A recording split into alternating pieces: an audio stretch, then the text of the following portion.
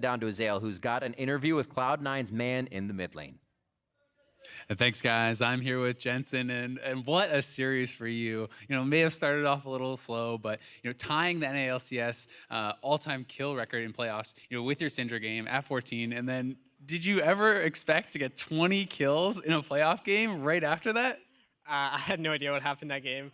It was very chaotic, to say the least. They played like a very snowbally early game comp, and they kind of fell behind, so it just snowballed in our favor instead, and then I just picked up a lot of kills. Yeah, the question on everyone's mind, did you get an S+? I hope so. I couldn't tell because it's custom game, sadly. Oh, okay, unlucky, but we'll give it to you anyway.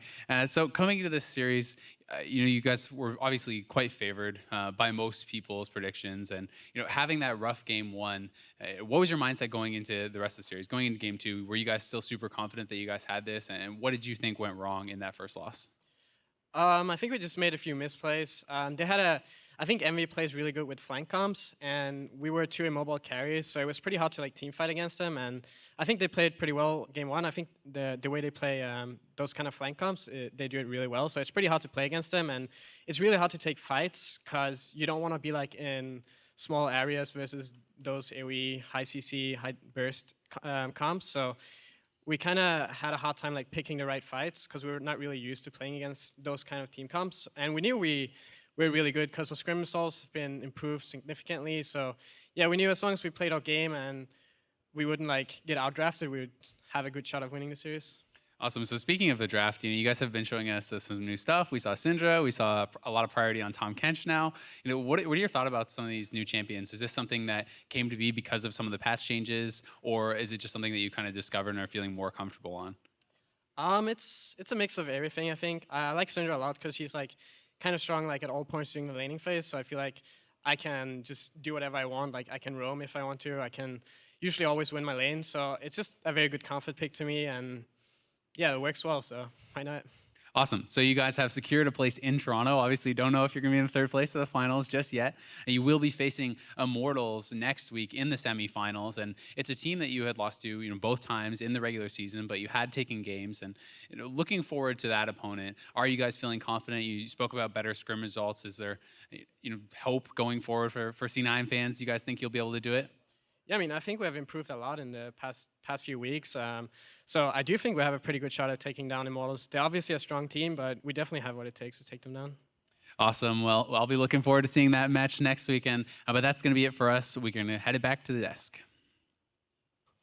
Thank you very much, Azael. We'll give him an S+ performance on that LeBlanc here in Game 4 out of Jensen, securing the victory, the series victory for Cloud9. Moving on to the semifinals, as Azael mentioned, they'll be going up against Immortals. That's decided because they are already the top seed out of those 4 teams, so they're guaranteed to play Immortals. Well, let's talk about how they got there here in 3-1 fashion, the 4th game being the most dominant of all the games. But of course, we have to look at Champ Select and the adjustments that were made because we were wondering what EnVy was going to do, swapping to blue side. They decide to go all in on the all-in strategy. I mean, this is as all-in as you can go, I think. I mean, maybe you could go something else top lane that's a little more all-in because Lissandra can throw her E away and actually run away. But either way, I think I don't understand why they had to be blue side to do this draft if it is You can kind keep of like understanding out of this game.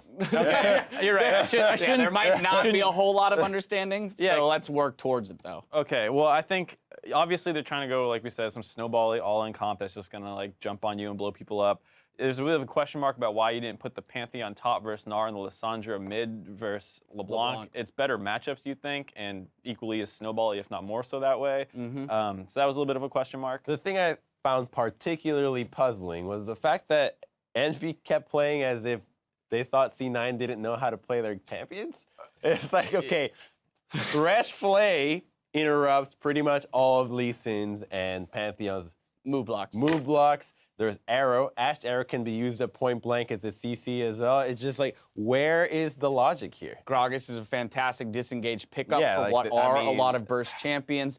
it definitely. Well, let's look at a couple clips then and see where it all broke apart for Envy. In particular, 8 minutes in, cross map ace. This rarely happens, but here it is. It's Envy securing first turret gold, but then getting far too greedy on the engagement on the backside. This is kind of like Ninja just being like, well, I ulted in here. I may as well chase something. This is Like, the most I'm half-life. This is the most telegraphed jump ever. Now that he's in there, Proxen feels like he needs to go save him, so he takes this kick onto Sneaky, and sure, they're able to kill him, but now they're just way overextended and chunked out. This is where the Jensen snowball is going to start, as well as Impact just picking up a solo kill.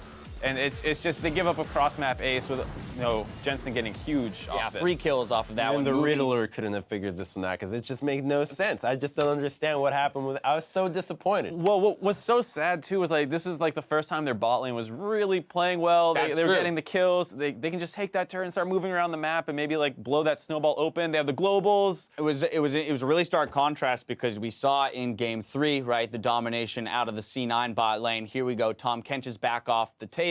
We choose for the Karma Jhin lane into that Ashe Thresh, and they do quite well, as you mentioned, winning the lane in the strict 2v2. But as soon as we bring the rest of the teams into the mix, everybody lost their mind. Stay out of my lane. Yeah, that's one of those moments where you're like, just no, stay away. Like let me do my thing down here. Yeah. Doesn't work out for Envy. Of course, the most important aspect of that replay is where the gold was concentrated. 3 kills picked up on LeBlanc, pushed him to 4 kills at just 8 minutes into the game. That's an insane amount of gold. No matter how you itemize at this point, LeBlanc is just bursting through you. So it's no real surprise that with that kind of start, Jensen's able to accrue a 20 gold, new record for a single game in the postseason, in the playoffs here in North America. I mean, I still say that's a surprise. You can go 4-1 in the first 10 minutes, and I wouldn't bet on you getting 20 kills. But 20 if plus you kills. saw that game, Yeah, I mean, more. if you showed me that game at like 20, 15 minutes, I'd be like, all right, he's going to break it. Right. 'Cause He was at like 19, 18 for a little while. I was like, yeah, he's got that. Absolutely gross. All right, well, that was just the first big pickup for Cloud9. Another one came not 3 minutes later, 4-for-0 in the mid lane here for Cloud9. And this is just pure grotesque. I mean, this group is 4 here, and you see Envy, they're looking, okay, maybe it's time for us to make the engagement. Jensen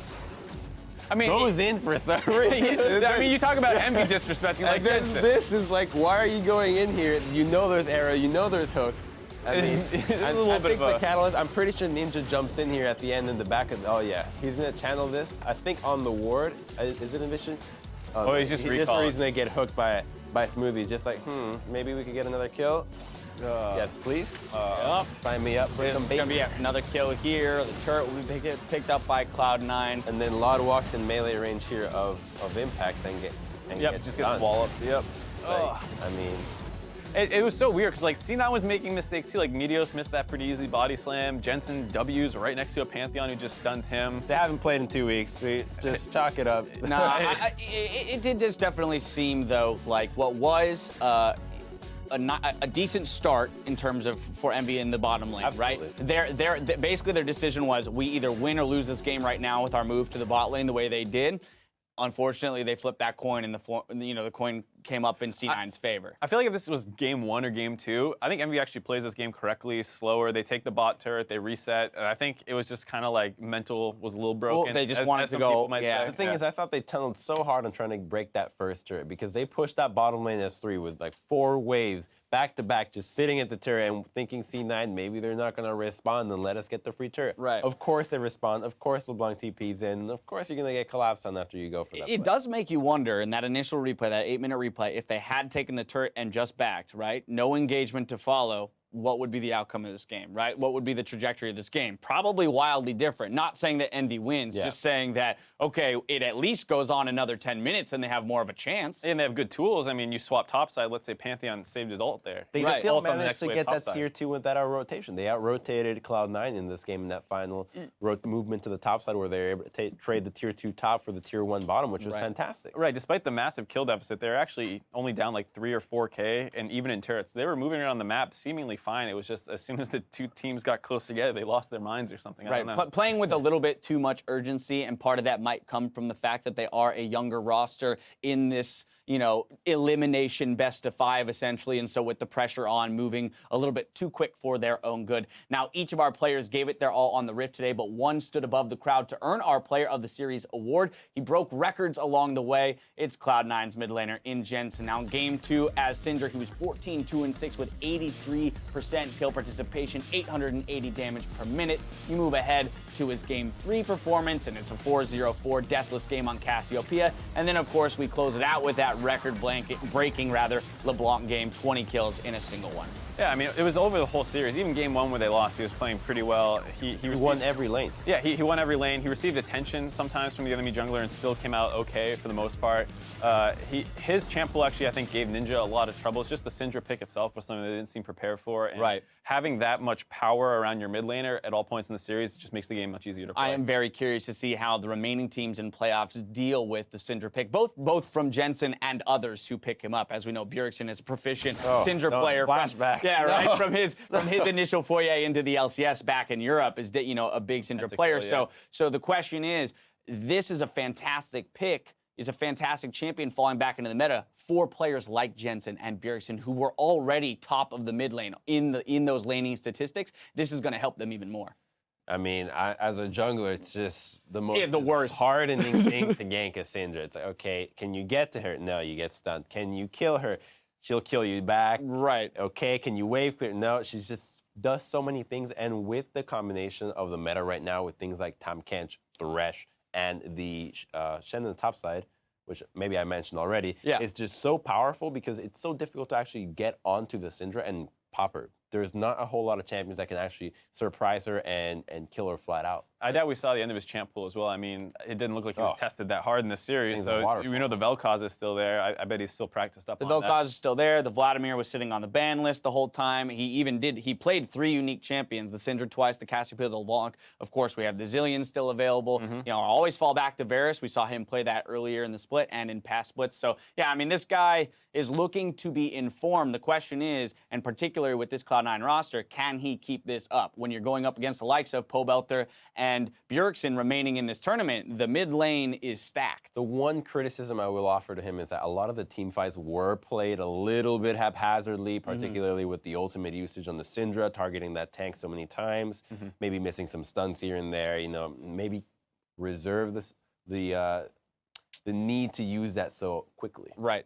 Absolutely. So we'll look to see if he can clean up the play, but regardless, a very strong performance out of him today. Now let's take a look at our updated playoff bracket. With their win today, Cloud9 will move on to the next round and will face Immortals in the semifinal as the highest seed. Now tomorrow, tune in to see whether or not CLG or Liquid will move on to take on our league leaders in TSM. Now we also have an update to our championship points standings. With Envy eliminated from playoffs, they earn that minimum 20 championship points, but Cloud9 move up to a minimum of 40 with their win today. Still plenty to be figured out when it comes to the championship points, but we will get to that when we do. Now, the next round of LCS playoffs hits your screens tomorrow, starting with EU LCS quarterfinals between H2K and Fnatic. That action starts at 8 a.m. Pacific, 5 p.m. Central European, and the North American LCS quarterfinal continues with Counterlogic Gaming versus Liquid immediately following. So time may vary on start there. But gentlemen, when it comes to this matchup, our 4-5, a much closer one, at least in my opinion, but I'd like to get your thoughts on, the initial keys to victory here, what might